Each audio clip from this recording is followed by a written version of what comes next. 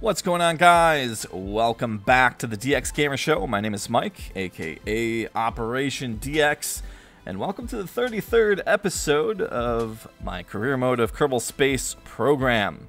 Now, I know this is probably going to make some of you a little upset and maybe a little irritated with me. I do apologize, but this is actually going to be the final episode in this particular series. Now, if I'm going to do some future KSP, it's probably going to be some modded stuff, like I was talking before, like maybe Into the Future or continuing resource mission.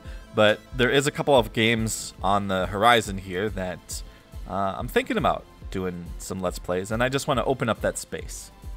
So we've fulfilled all the major purpose in this Let's Play series. We finished the tech tree. In the comments on the previous episode, there was someone who had mentioned that I did not upgrade all the buildings, so I went ahead and just did that for the beginning of this episode. So all the buildings are upgraded, and we're going to do one final mission with Jeb, Bill, and Bob, because it was expressed that there's not enough Jeb, Bill, and Bob in the series. So we're going to send them off to Moho, although we're going to do some pretty heavy cuts in this episode. It's going to be a little shorter. I know it's not like an epic wrap-up for the series. There are a lot of things that I didn't do, and I do apologize about that. We didn't do any rovers. We didn't do any asteroids. So, yeah. Feel kind of bad about that, but, you know, I don't know. I feel like this was a pretty meaty series. I got some pretty cool craft out. Now, if you guys are interested in any of this stuff whatsoever, I will make it available to download in the description. Just hit me in the comments, and if you guys want to play around with any of the craft you saw throughout the series, or if you want my persistence file or any of that, you can have it. I will be more than happy to supply that to you, and you can live on the series yourself if you want to. But what I'm doing here is flying the other SSTO that you saw in the KSP Extra video up into orbit, and I'm going to go ahead and link up with the goddess for one last mission. We're going to send Jeb, Bill, and Bob over to Moho to show them Mohole, because I talked about it too much, so we definitely got to do that. Actually, kind of changed my philosophy for this craft as far as doing my exit burn into orbit. Originally, what I did was I set her down at about 10,000 meters and just pushed up until I got to about, really high, like 800,000 meters per second. Slowly pull back. So I put it in fine-tune control mode. Slowly pull it back until it's 90 degrees. And, yeah, and then I would just let it get into orbit. But it seems like this is the better method because I have a lot more speed off the top, and then once all the engines are off, the LVNs are more than sufficient to push. And actually, that brings me to another thought. There was a comment, a couple of comments actually. A couple of people brought this up about how the LVNs not functioning in Kerbin's atmosphere. Yes, that is true. In the lower atmosphere, the LVNs are absolutely useless. But when you start to get the LVNs up into the upper atmosphere and whatever, they start to get their ISP up, and so they don't generate full thrust, but they start generating thrust. In the 8 to 10,000 range, they're about 60%, and then 10,000 plus, they're almost full. So you get almost the 60 thrust that they provide. So this craft did okay with 120 thrust after it's going so fast, and then you just got to maintain that just that attitude until you're essentially safe, and then you usually have to do like one more burn to get yourself into a stable orbit. Okay, so here I'm just letting the goddess catch up to me. I did a higher orbit, and this usually can take a long time. Now this craft cannot refuel itself like the other SSTO that I created, so I need to be a little more sparing. You can see that I'm almost out of fuel, so I've got to do an approach the more efficient way and not the brute force way, because yeah, that's not going to work for this craft. overall, I had a really good run with this series. I definitely enjoyed myself. I was worried that because I've played so much KSP in the past that I would just kind of burn out quickly kind of thing. Typically what I did with some of the other series that I started up.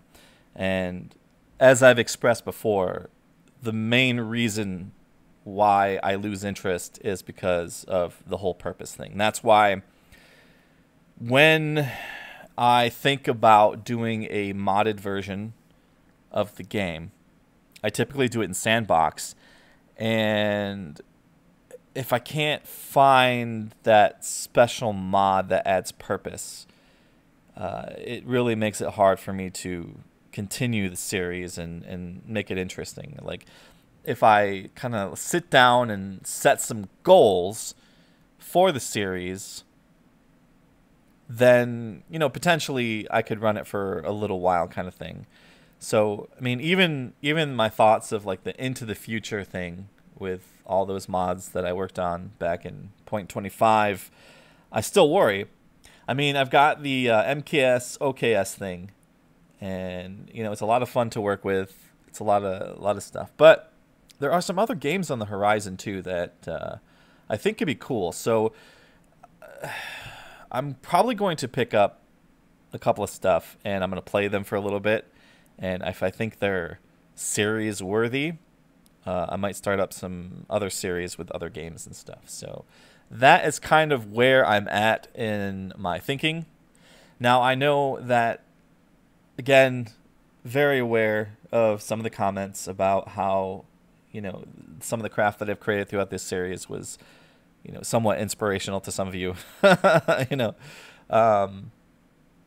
And you want me to continue kind of making these unique and interesting things and stuff. And I totally get that. What I might do is every once in a while throw in, you know, a KSP extra video, you know, to kind of sub that. So maybe if I sit and tinker around and build some stuff in KSP, I could do like a KSP extra video.